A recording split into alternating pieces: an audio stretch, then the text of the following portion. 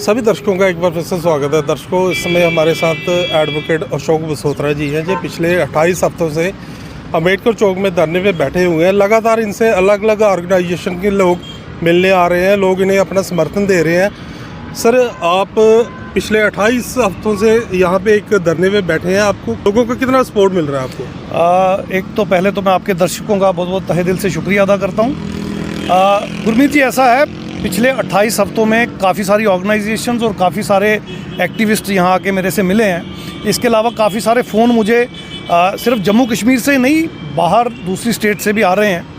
पूरे इंडिया में लोग इस धरने प्रदर्शन पे फोकस बनाए हुए हैं। ख़ास करके हमारे जो बहुजन समाज के नेता हैं, जो लीडर हैं, वो मुझसे रब्ता कर रहे हैं। और मैंने देखा समाज के आम लोगों की काफ़ी अप्रोच मेरे पास आ रही है और काफ़ी चर्चा इस बारे में चल रही है। हमारा जो मकसद था बाबा साहब के मिशन को एक बार फिर जागृत करना, मुझे लगता है उसमें हम कामयाब हो रहे हैं, लोगों तक बात पहुंच रही है। सर, जिन मांगों के लेकर आप यहाँ धरने पे बैठे हैं, जैसे SC ST OBC की रिजर्वेशन, जाति आधारित जनगणना, आपको क्या लग रहा है कि सरकार तक आपकी जो डिमांड्स है वो आवाज़ पहुँच पा रही है? देखिए, बिल्कुल पहुंच रही है। 28 हफ्ते पहले जब हमने अपनी 7 मांगों का जिक्र यहाँ पे किया था, जिसमें जाति आधारित जनगणना, जनसंख्या के अनुपात में हिस्सेदारी, पॉलिटिकल रिजर्वेशन और इकोनॉमिक वीकर सेक्शन रिजर्वेशन का खात्मा, शिक्षा, स्वास्थ्य और न्याय सबको एक जैसा मिले, चाहे कितना भी संबल प्रदान क्यों ना करना पड़े, राइट टू वर्क को फंडामेंटल राइट में रखना, EVM धनबल बाहुबल का प्रयोग बंद हो, फ्री फेयर ट्रांसपेरेंट इलेक्शन हो जिसमें इलेक्शन कमीशन सारा खर्चा करे, पार्टी या कैंडिडेट ना करे। और 7वीं डिमांड हमारी थी कॉन्स्टिट्यूशन को मूल रूप से लागू करना, रूल ऑफ लॉ इस्टेब्लिश करना। तो इन मुद्दों को लेके जब 28 हफ्ते पहले हम बैठे थे, अपोजिशन का कोई लीडर इन पे बात नहीं कर रहा था। आज जब 19 अप्रैल से पार्लियामेंट के चुनाव शुरू हुए हैं, 3 चरण के चुनाव हो गए हैं, 4 चरण अभी रहते हैं। एक कल है 13 मई को, फिर उसके बाद 20, फिर उसके बाद 25 और उसके बाद 1 जून को, और 4 जून को उसके नताइज निकलेंगे, रिजल्ट निकलेंगे।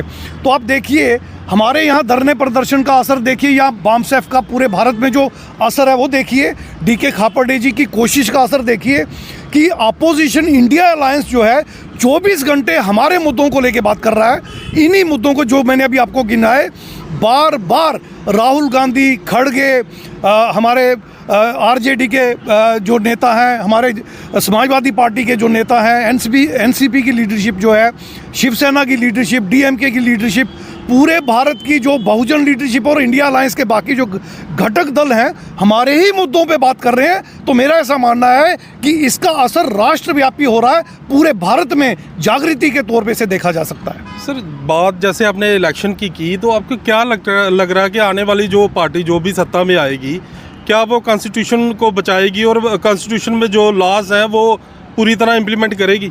देखिए, RSS के जितने भी फैक्शन होते हैं वो संविधान को हमेशा बर्बाद करने के लिए अमेंडमेंट्स लाते हैं और कोशिश में लगे रहते हैं। 150 MP किसी ज़माने में जो कांग्रेस में हुआ करता था, तो कांग्रेस के माध्यम से SC ST OBC माइनॉरिटी के विरोध में काम करता था। वही 150 MP अब भाजपा में है, यानी वो RSS का दल वहाँ पे है। और वहाँ बैठकर उन्होंने बार बार ये कहा है कि संविधान की समीक्षा होनी चाहिए या संविधान को बदलने की ज़रूरत है। इस इलेक्शन में भी भाजपा के लीडर्स ने बार बार ये कहा है कि 400 पार का नारा हमने इसलिए दिया, यानी 400 से ज़्यादा MP हमें इसलिए चाहिए ताकि हम भारत के संविधान को बदल सकें। और बदलने का मतलब यही है कि समतामूलक समाज की संरचना नहीं होनी चाहिए, मनुवादी समाज की संरचना होनी चाहिए, मनुस्मृति लागू होनी चाहिए। तो इन मुद्दों को सामने रखते हुए मैं ये वाज़े तौर पर कह सकता हूँ कि भाजपा इस बार हारेगी।